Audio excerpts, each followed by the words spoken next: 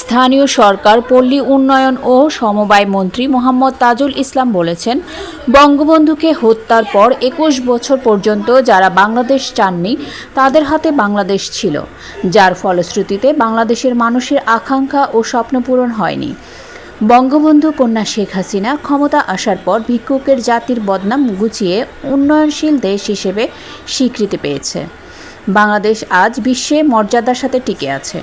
আজ রোববার সকালে কুমিল্লার মনোহরগঞ্জ উপজেলা ছাত্রলীগের বার্ষিক সম্মেলনে প্রধান অতিথির বক্তব্যে তিনি এসব কথা বলেন।